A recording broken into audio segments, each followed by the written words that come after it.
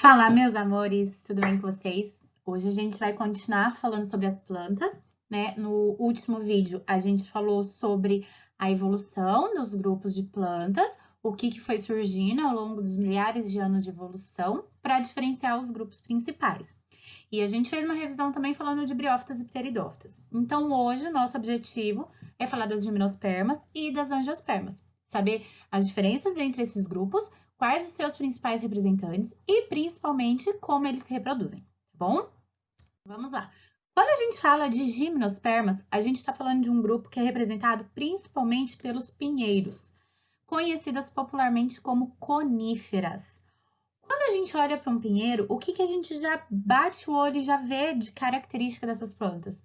Normalmente são plantas altas, são plantas com bastante folhas, né, por assim dizer, bem verde, porém que não apresentam frutos e nem tampouco flores.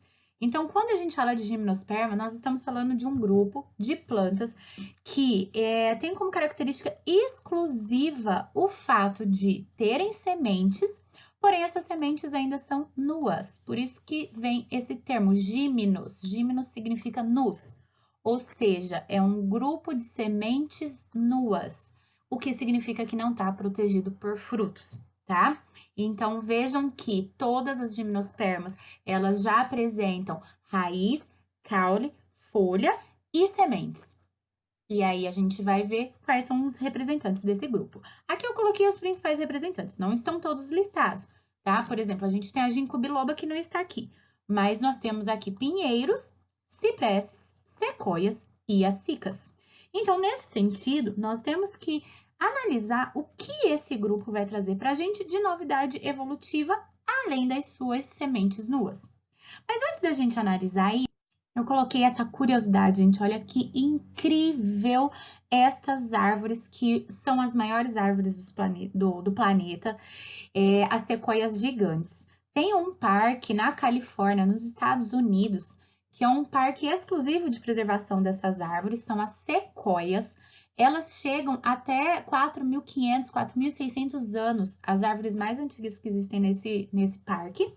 E elas têm uma média de altura de 80 a 100 metros. E o seu diâmetro, ou seja, quando a gente corta, né, uma árvore dessas, não que a gente vai cortar, mas quando elas caem por intempéries da natureza, pois é totalmente proibido cortar uma sequoia. Mas quando elas caem, a visão que a gente tem, se a gente ficar do lado, assim, elas chegam até 30 metros de diâmetro. Tem noção? Imagina uma pessoa muito alta, de 2 metros, já é gigante. Imagina o diâmetro de uma árvore com 30 metros. Então, é surreal. São árvores realmente assim que elas merecem uma atençãozinha especial. E como elas têm toda essa questão, né, de serem consideradas fósseis vivos, devido à sua idade, elas têm toda essa preservação. Então, em ambientes que por acaso elas estejam, digamos que atrapalhando a construção de uma rodovia, o ideal é fazer como nessas fotos. Você faz o recorte, os carros passam por dentro das sequoias, mas não se derruba sequoias, porque elas são totalmente cuidadas no ponto de vista de preservação ambiental. Bem interessante a gente destacar esse grupo, tá? Vamos lá, meus jovens, o que a gente tem que saber então de gimnospermas? É um grupo que apresenta, né, vasos condutores, assim como as pteridófitas, mas a novidade evolutiva, em primeira mão, são as sementes nuas, ou seja, as sementes sem frutos, tá? E aí, uma coisa eu já quero deixar bem destacada aqui com vocês, que as sementes de gimnospermas, elas são conhecidas como pinhão.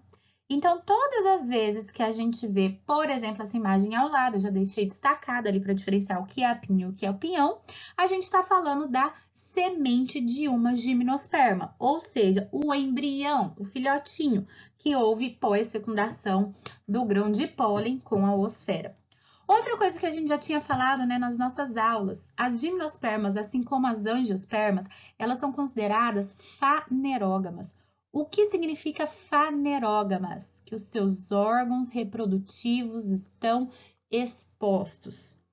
Plantas fanerógamas, ou seja, gimnospermas e angiospermas. A gente consegue ver o órgão reprodutor dessa planta. No caso das gimnospermas, o órgão reprodutor é a pinha. Então, essa diferença de pinha em pinhão, a gente não pode mais confundir, tá? Já teve questões de vestibular que falava justamente a pinha e o pinhão é o que, respectivamente, em uma planta. Então, a pinha, vejam que no desenho ali em cima eu deixei destacado já, né? É o órgão reprodutivo, pode ser tanto masculino quanto feminino, e o pinhão é o embrião, ou seja, a semente. As pinhas, elas também podem ser conhecidas como estróbilos. Então, uma maneira mais científica, né? Na biologia, por exemplo, a gente não fica chamando de pinha, a gente chama de estróbilo, tá? Ou ainda, eu posso chamar os estróbilos de cones, tá? Então, em muitas gimnospermas, a gente chama as pinhas de estróbilos ou de cones, tá? Existem pinhas femininas, existem pinhas masculinas. Portanto, existem estróbilos femininos e, portanto, existem estróbilos masculinos. Lembrando que essas estruturas são folhas modificadas que, ao longo da evolução, foram adquirindo características que permitiram a reprodução deste grupo, portanto. Beleza? Outra coisa muito importante, lá em Pteridófita, nós já havíamos comentado que o esporófito da samambaia, por exemplo, é a parte dominante, que permanece, duradoura, permanente. E isso é a característica em comum entre gimnospermas e angiospermas também. Então, quando a gente olha, por exemplo, para uma araucária, que é um pinheiro do Paraná, a gente está vendo o esporófito dessa planta. A fase gametofítica, ela é muito rápida, ela é passageira, acontece somente durante a reprodução dessas plantas, tá bom? Então, esporófito permanente. A gente já tinha visto e lembrado também que esse grupo de plantas tem grão de pólen e, portanto, tubo polínico. E por essa razão, eles serão independentes de água para a reprodução. Na hora que a gente falar da reprodução, isso vai ficar um pouquinho mais evidente. O que o tubo polínico tem a ver com a independência da água, tá? E este grupo apresenta crescimento secundário. Isso aqui também é novidade evolutiva deste grupo de plantas, tá? Veja essa foto ali, que incrível, né? Crianças abraçando uma sequoia, mas imagina aquela que eu falei para vocês que chega a 30 metros de diâmetro. Então, quantas pessoas não seriam necessárias para abraçar essa sequoia? Isso porque ela apresenta esse crescimento secundário, tá? E uma coisa que vale a pena destacar aqui, os exemplos eu já citei para vocês, é que no Brasil a gente tem uma mata de gimnospermas, que é uma mata de araucárias, né, que é conhecida também como floresta de araucárias, e essa mata de araucárias, ela fica na região sul do país. Então, quando a gente está viajando, por exemplo, para o Paraná, a gente já começa a observar essas árvores com muito mais frequência, justamente porque elas são mais adaptadas a climas mais temperados, tá bom? Vamos lá, o que mais que a gente precisa destacar nesse grupo? Reprodução. Esse primeiro esquema está trazendo a reprodução de uma maneira mais simples. Depois, no próximo esquema, eu vou mostrar para vocês essa reprodução em mais detalhes, tá? Neste esquema, nós temos uma árvore que é masculina, pois a araucária, que é esse exemplar, ela é dioica, ou seja, precisa de duas casas uma para cada sexo. Então, eu tenho plantas masculinas e eu também tenho plantas femininas, ok? Uma planta masculina vai ter cone masculino, olha lá em cima. Uma planta feminina vai ter cone feminino. O cone masculino, ele vai produzir o quê? Grãos de pólen. E o cone feminino vai produzir a oosfera, que vai estar dentro ali do seu gametófito feminino. Como acontece essa parte da reprodução? O grão de pólen, levado pelo vento, na maioria das vezes, há indícios e estudos que mostram que em cicas os besouros eles podem andar nos estróbilos e fazer a polinização. Mas, gente, nós, via de regra geral, a gente não usa o termo agentes polinizadores para gimnospermas. Via de regra, mais de 90% das espécies elas fazem a reprodução por anemofilia. O que isso significa? Que os grãos de pólen são levados pelo vento, ok? Esse grão de pólen, ele vem, então, vejam que ele tem uma parede celular ali, espessa, que vai fazer com que ele tome uma forma de asinhas, estão vendo? Ai, passei uma caneta muito clarinha, vou pegar um vermelho aqui. Vejam só, todos os grãos de pólen, ele tem esse formato que é um formato alado, dá a impressão que ele tem asa, justamente para facilitar ele ser levado pelo vento. Quando esse grão de pólen tá lá, aí de repente, puf, acha um cone feminino, e instantaneamente, por induções hormonais, por questões de outras substâncias que existem no cone feminino, há uma indução para a formação do tubo polínico. Então, nesse momento, vejam que quando o grão de pólen acha o cone feminino, há a formação do tubo polínico. O tubo polínico vai levar os núcleos espermáticos até lá dentro na noosfera. Ou seja, não tem mais como errar, não tem mais como voltar atrás.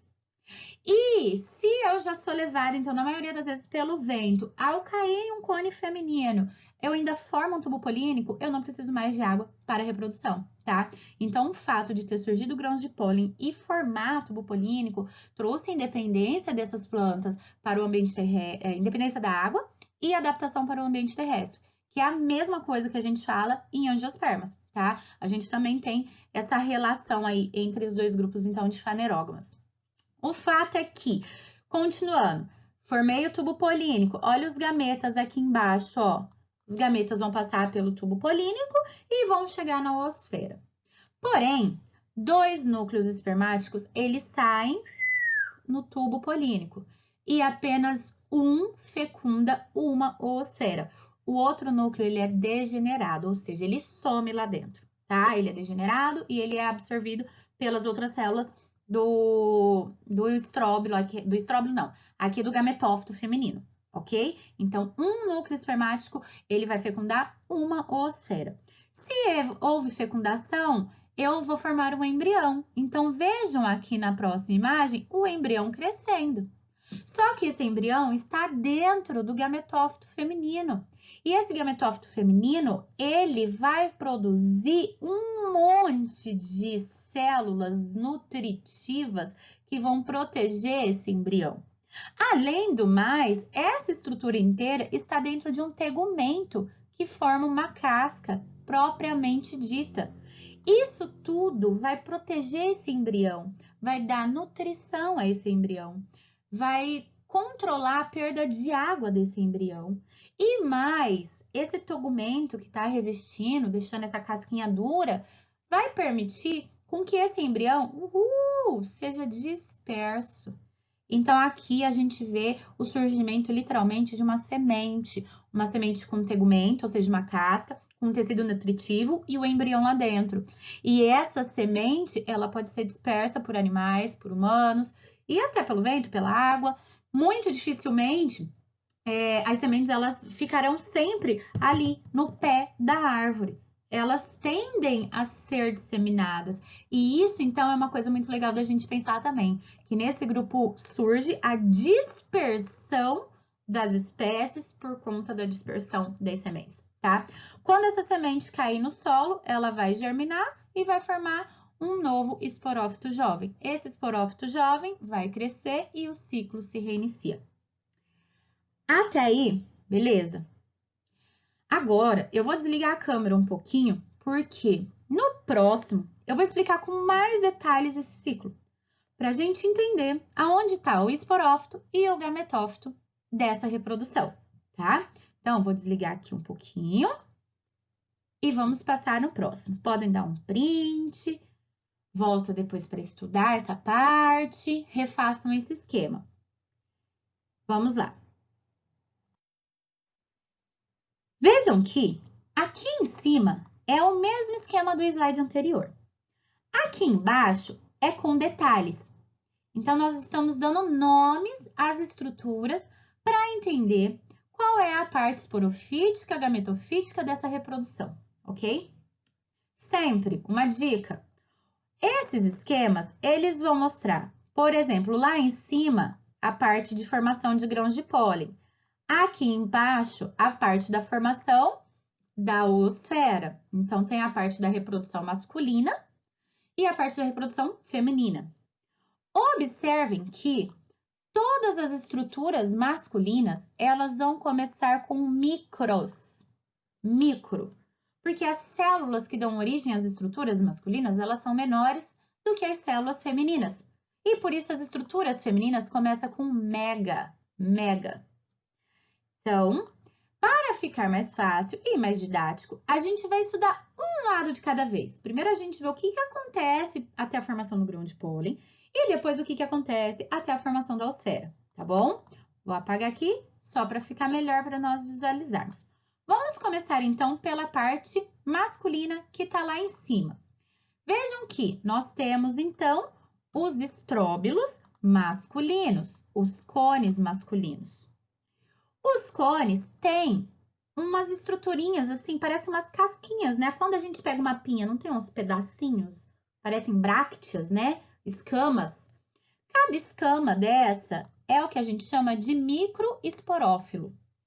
Essa terminologia filo, ela vai lembrar pra gente folha. Então, lembra de uma microfolha adaptada para a reprodução, tá? Então, estróbilos masculinos têm microesporófilos. Microesporófilo vai ter no seu interior os microesporângios. O que microesporângio produz? Microesporo, micrósporos. Até aí, beleza. Formei microesporos por meiose. Isso é importante a gente destacar aqui, ó. Eu formo microesporos por meiose. Esses microesporos, cada um deles sofrerão sucessivas mitoses e formarão então os grãos de pólen. Ou seja, cada micrósporo sofre sucessivas mitoses e formam grãos de pólen. O grão de pólen já é o gametófito masculino, mas é o gametófito jovem. Quando esse gametófito tiver esse formato aqui, ou seja, ele já encontrou um cone feminino, já formou o tubo polínico, aí eu falo em gametófito adulto, ok? Então, o grão de pólen já é o gametófito, mas é um gametófito jovem. E o grão de pólen com tubo polínico é um gametófito adulto, maduro. Vejam que no interior nós temos os dois núcleos espermáticos. Estão vendo aqui desenhadinho aqui, ó, dentro do gametófito masculino, ok?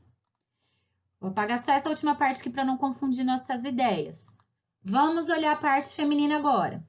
Um estróbilo feminino, aqui embaixo, vai ter folhas femininas modificadas, megaesporófilos. Os megaesporófilos possuem o quê? Megasporângio.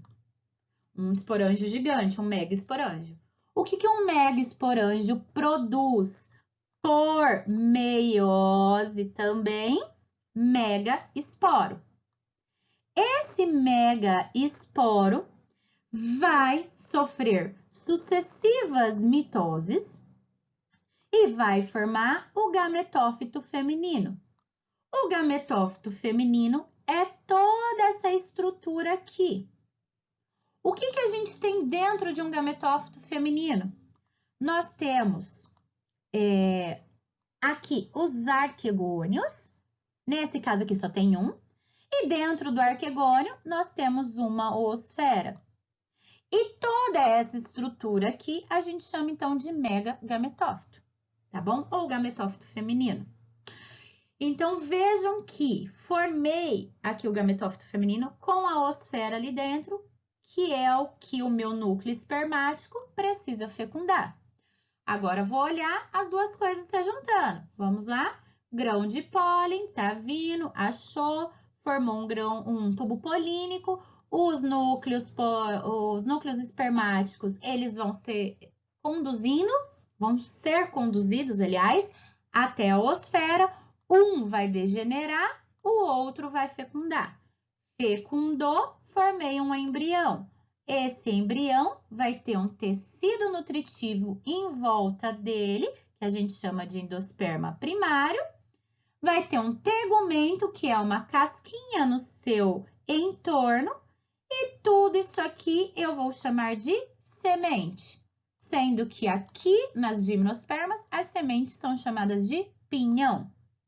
Esse pinhão, se for enterrado, vai germinar e vai formar um novo esporófito jovem. Esse esporófito jovem pode ser hermafrodita ou não, depende de cada espécie, e o ciclo reinicia. Beleza? Volta, assiste quantas vezes vocês quiserem, pega caderno, faz esqueminha, que fica bem mais fácil da gente visualizar. Olha só, para não esquecer mais. O que eu preciso agora lembrar aqui?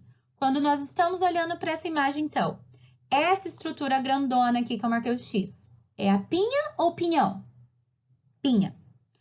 Quando essa estrutura, ela recebe, então, os grãos de pólen, a formação de tubo polínico, a formação de embriões, eu vou formar essas estruturinhas aqui, que eu chamo de pinhão, ok?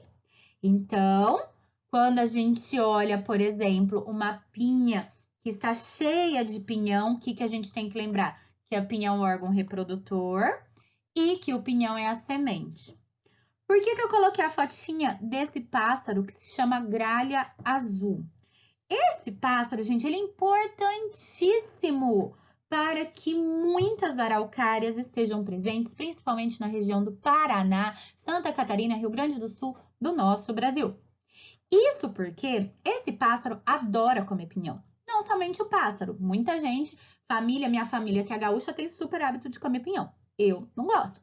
Mas esse pássaro ama. E ele fica com muito medo de não ter mais pinhão para ele comer nos meses conseguintes. Ele fica enterrando. Então, na época que tem pinhão, ele fica enterrando. E aí, nós já sabemos a história. Se eu enterrar pinhão, eu vou ter novas árvores crescendo. Então, hoje, a gente só tem a mata das araucárias na região sul do Brasil por causa da gralha azul. Então, tanto a árvore quanto esse pássaro, eles são totalmente preservados, tá? Para que a gente tenha a manutenção da biodiversidade nessa região, nesse bioma. E aqui só para mostrar mais uma vez, então, para ter essa ideia fixa, né? Porque às vezes a gente olha para uma pinha, ela tá desse jeito, fala assim, ah, mas a pinha não é igual aquela em cima. Essa ali que a senhora mostrou antes. Não, essa aqui é uma pinha imatura. Ela passa por diversos estágios ao longo do ano. Ela fica madura, aí os estróbilos masculinos liberam, então, os seus grãos de pólen, que ao encontrar uma pinha madura feminina que esteja com sua esfera pronta, vai ter polinização, vai ter fecundação, vai ter formação de embrião e, consequentemente, a pinha será fecundada, tá bom? Então, não esqueçam mais, meus queridos, dessa informação. Pinha, órgão reprodutivo da planta, também chamada de cone ou estróbilo. E o pinhão é a semente, que é comestível. Mas não crua, tem que cozinhar na panela de pressão, tá bom? Belezitia? Vamos continuar para o próximo grupo, então. Vamos lá. Angiospermas. Maravilhoso. Não só por ser o grupo mais complexo, mas principalmente por ter uma importância ecológica tão grande, né? Como assim? Uma vez que eu tô falando de plantas vasculares com semente protegida por fruto e flores, eu estou falando de plantas que servem de alimento para quase todos os animais que a gente tem na face da Terra, tá? E mais, esse grupo, ele é mais abundante da Terra justamente por isso. Como ele tem esses frutos maravilhosos, essas flores maravilhosas, claro que, gente, num segundo momento, eu vou conversar com vocês sobre adaptações de angiospermas e gimnospermas no ambiente.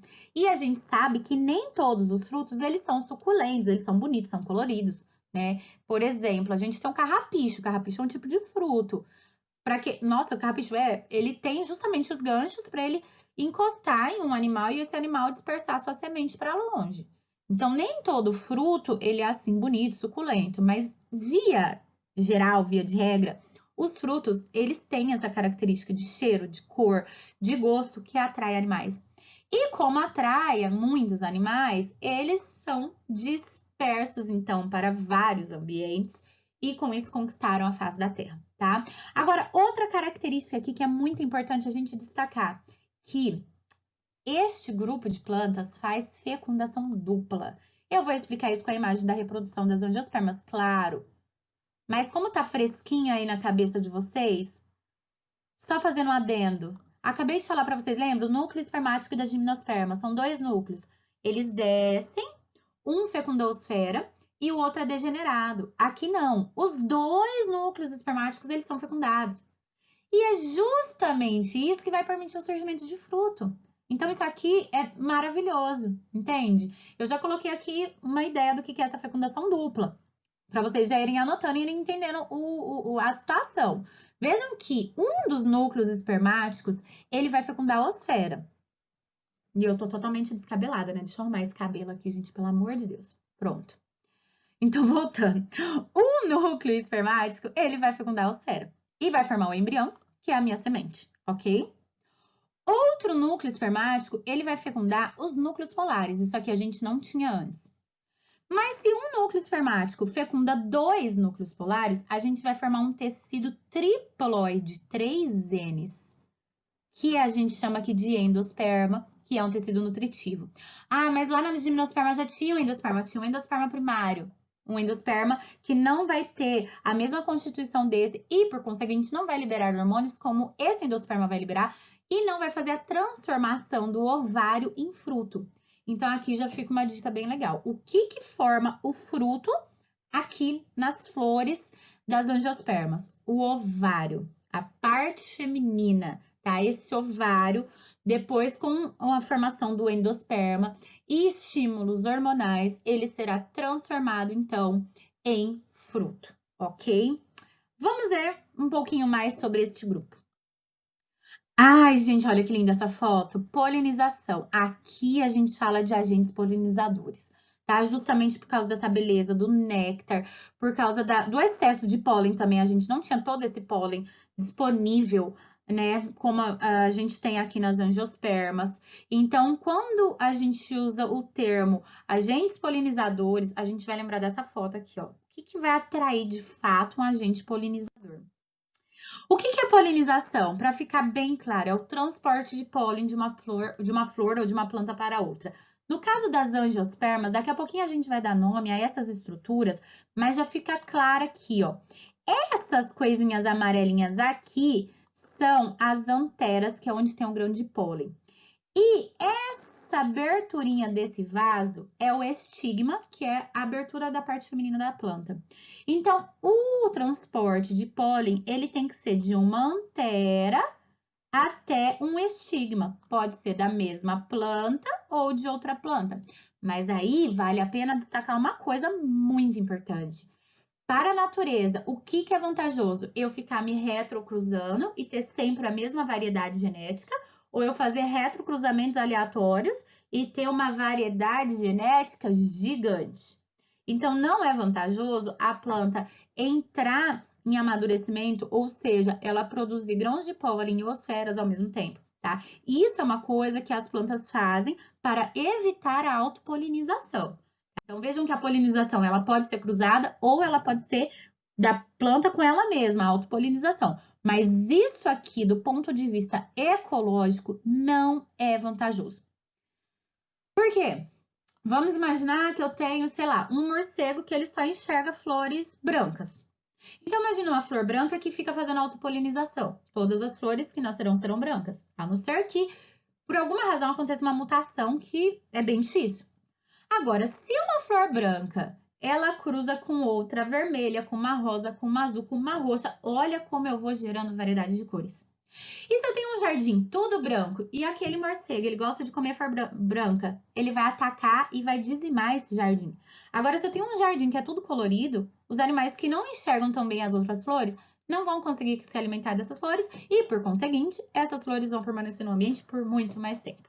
Tá? Então, a autopolinização não é vantajosa.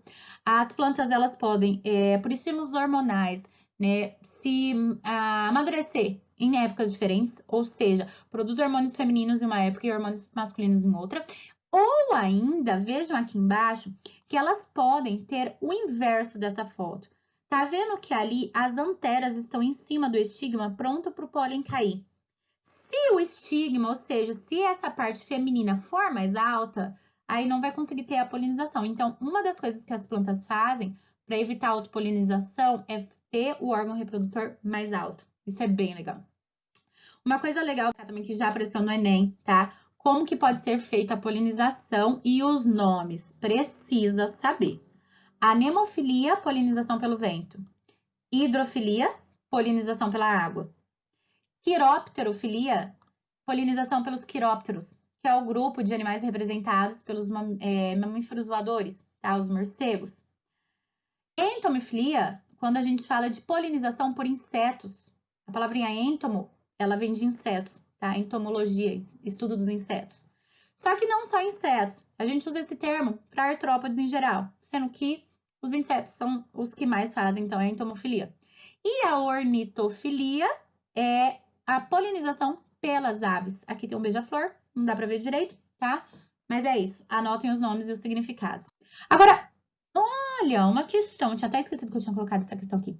Vamos fazer essa questão, então, que foi de 2018 do Enem. Muito interessante, sobre polinização. E é uma questão assim, fala de polinização, a gente traz toda uma questão genética, a gente resolve esse exercício na genética também. Mas é muito assim, mata-mata, tá? Vamos lá. Considere em um fragmento ambiental uma árvore matriz com frutos M. Então, aqui está o fruto. E outras 5 que produziram flores. E são apenas doadoras de pólen. Então, DP1, DP2, DP3, DP4 e DP5 é doadora de pólen. Foi excluída a capacidade de autopolinização das árvores. Os genótipos da matriz da semente S1, essa aqui é a semente. Ai, ficou muito escuro, deixa eu apagar aqui. Da semente S1 e das prováveis fontes de pólen foram obtidos pela análise de 2 locos. Os locos são os locais onde os genes moram nos cromossomos. Então, o loco A, por exemplo, ele vai ter o gene cor do olho, o loco B vai ter o gene da cor da pele. No caso aqui dos frutos, a cor do fruto, o tamanho do fruto, tá? De marcadores de DNA conforme a figura. Tá, a progênie S1 recebeu pólen de qual doador? O que esse exercício está dando pra gente? Os marcadores da semente e já deu a mãe, a matriz, o fruto. A fruto é do ovário, é da mãe. Então, quer dizer que se a mãe, por exemplo, aqui nesse primeiro, ela tem esse DNA, ela tem esse marcador, S1 tem que ter também. No segundo, se a mãe não tem esse marcador e a semente tem que ter vindo de um doador de pólen, entenderam? Então, nesse sentido, olha só que não pode ser DP1, porque também não tem, senão de onde veio essa característica de S1? Também não pode ser DP3 e também não pode ser DP4. A gente já eliminou 3 alternativas. Porque se a mãe não tem essa característica, ou seja, se o fruto não doou essa característica, o pólen tem que ter doado. Vamos olhar o alelo 3. O alelo 3, a semente não tem a característica. Ela tem que ter recebido a falta dessa característica do pólen, já que a mãe, o fruto, o ovário, tem. Então, vejam que, uma vez que a mãe tem a característica e a semente não tem, eu preciso achar um doador de pólen que seja compatível. Só poderia ser DP3 e DP5, só. Só que DP3 a gente já eliminou e a gente já chega na resposta certa. Cara, vejam que é uma questão do Enem considerada difícil, fala de polinização, de genética, marcador de DNA, mas é eliminação. Prestar atenção, tá? Quem tem a apostila Biomania tem essa questão da biomania. Eu não tô com ela em mãos aqui, depois eu coloco a página para vocês aí. Agora vamos numa parte importante. Isso aqui já apareceu no Enem também. As partes da flor de uma angiosperma, tá? Quando a gente falar da morfologia da flor, a gente está falando de estruturas dessa flor. Eu preciso saber qual parte é qual e também quais as funções. Então, vamos lá.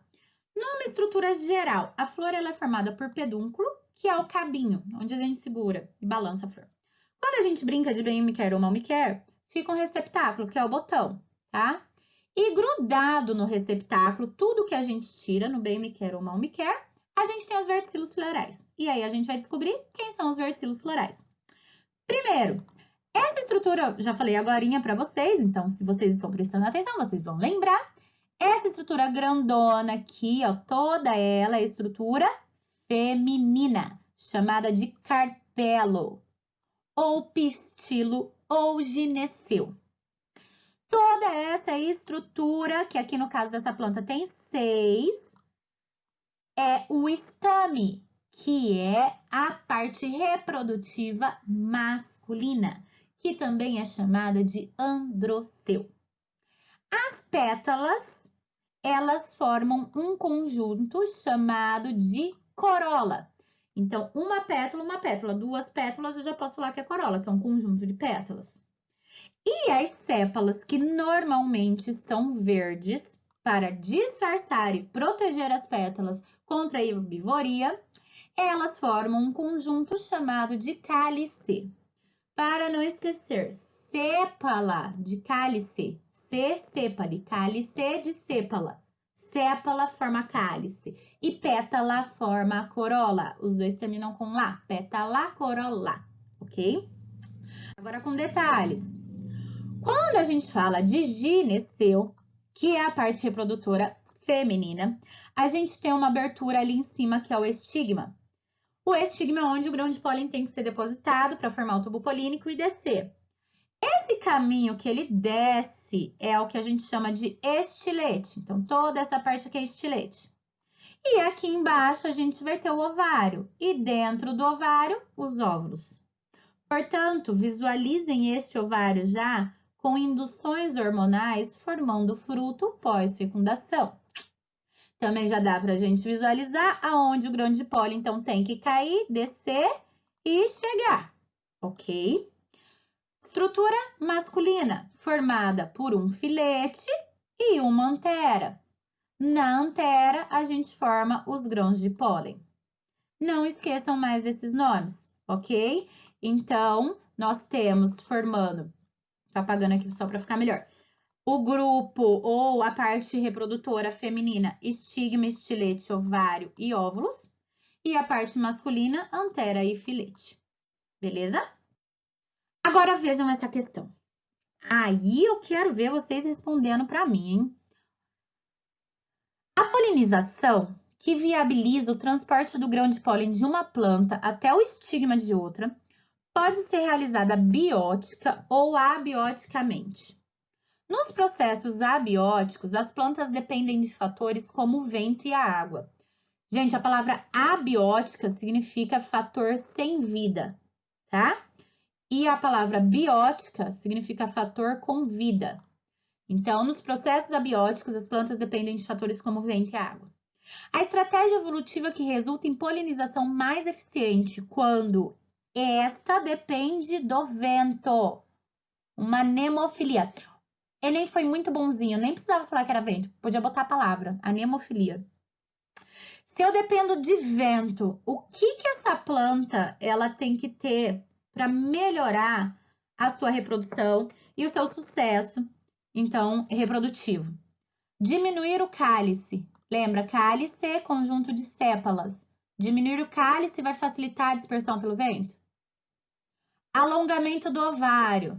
Falei para vocês. Alongamento do ovário, alongamento ali do gineceu, ele vai favorecer o quê?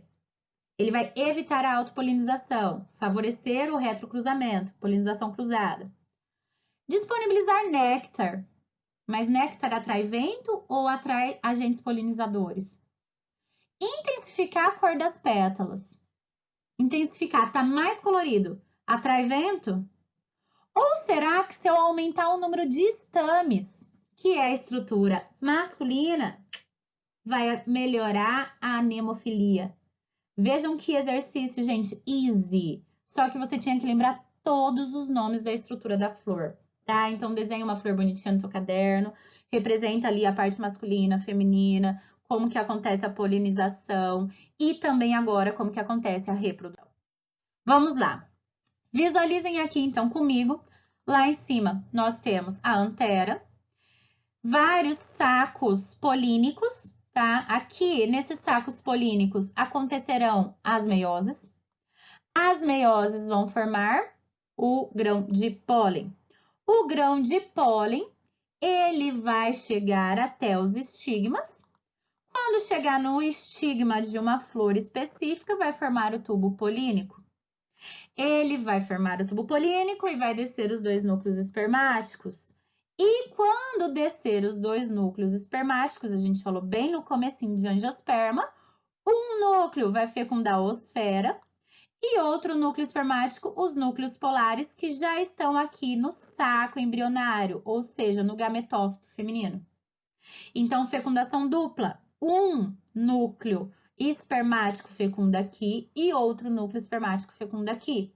No final, eu tenho um embrião e um endosperma que originará o meu fruto. Lindo esse esquema, maravilhoso, mas está super, super, super resumido.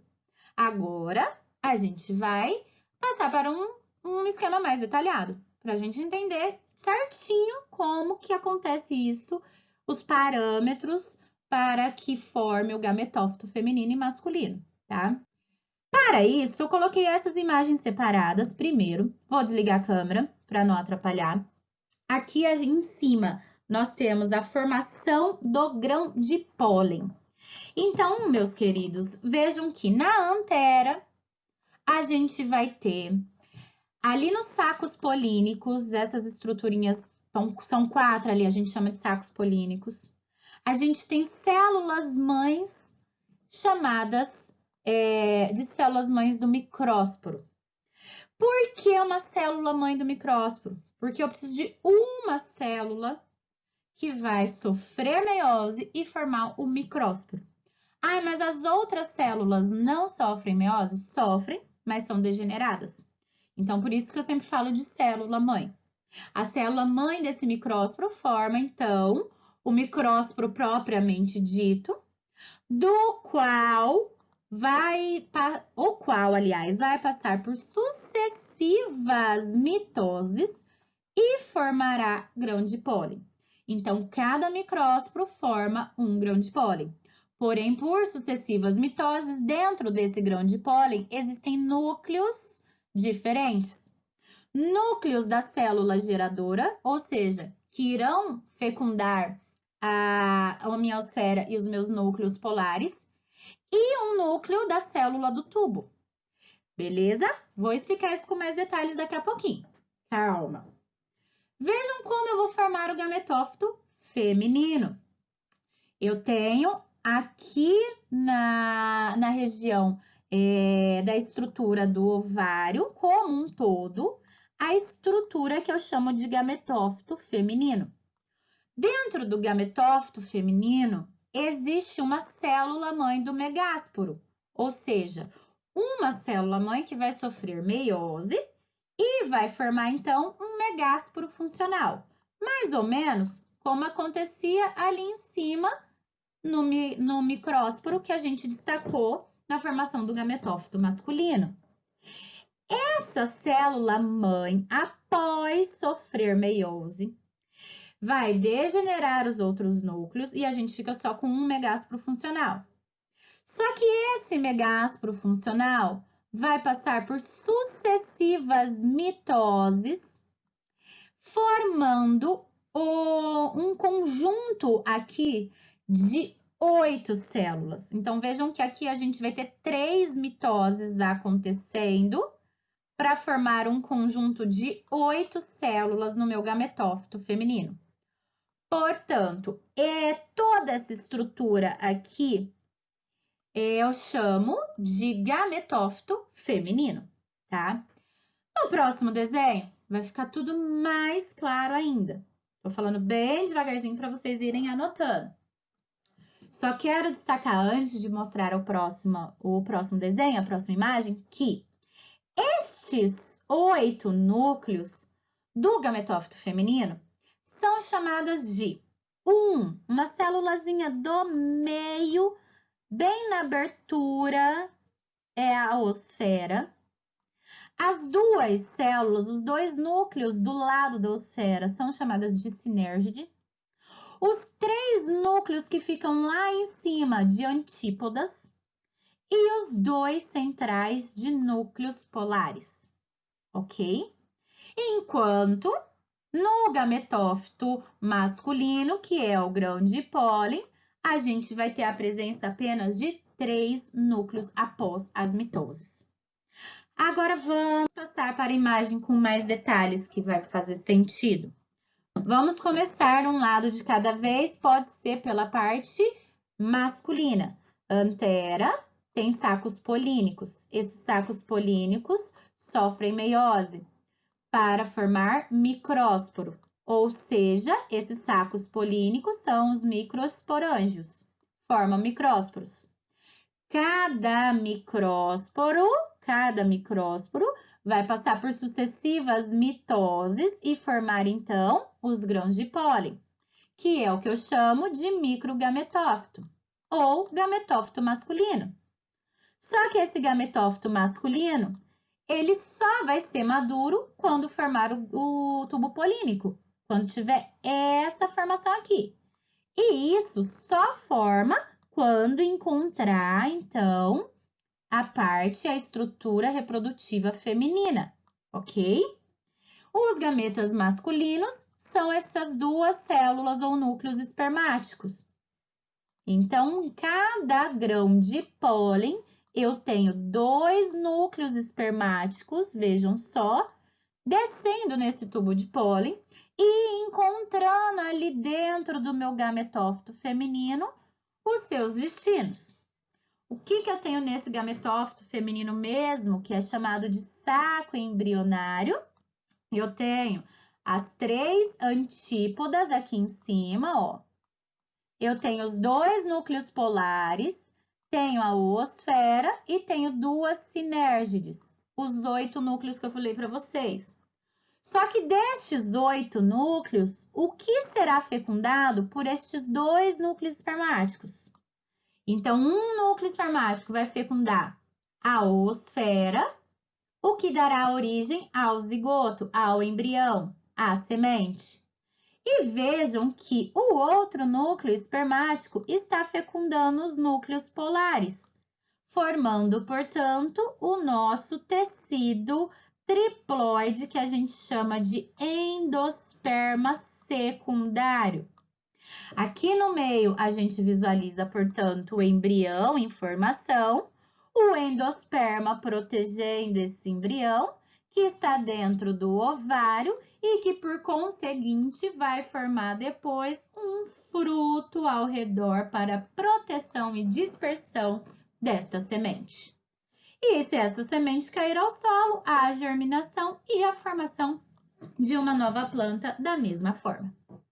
Fica mais simples agora, né? Então, vejam, meus amores, que embora este seja um ciclo bastante complexo, quando a gente passa por todos os ciclos, vindo desde as briófitas, depois pteridófitas, gimnospermas, e chega aqui na angiosperma, fica mais fácil da gente entender todas essas informações, tá? A gente continua na próxima aula com morfologia de angiospermas, para a gente diferenciar algumas características adaptativas deste grupo. Estudem, façam esses esquemas, tá? Não deixa acumular matéria, desenha, reescreve, assiste, manda sua mensagem se ficar com dúvida, que eu gravo explicação para vocês. Pode chamar lá no Insta, eu mando mensagem, eu explico para vocês tudo aquilo que for necessário para que vocês consigam compreender toda essa diversidade das plantas, a reprodução dos vegetais, que é muito, muito importante e sempre aparece no Enem pra gente, tá bom?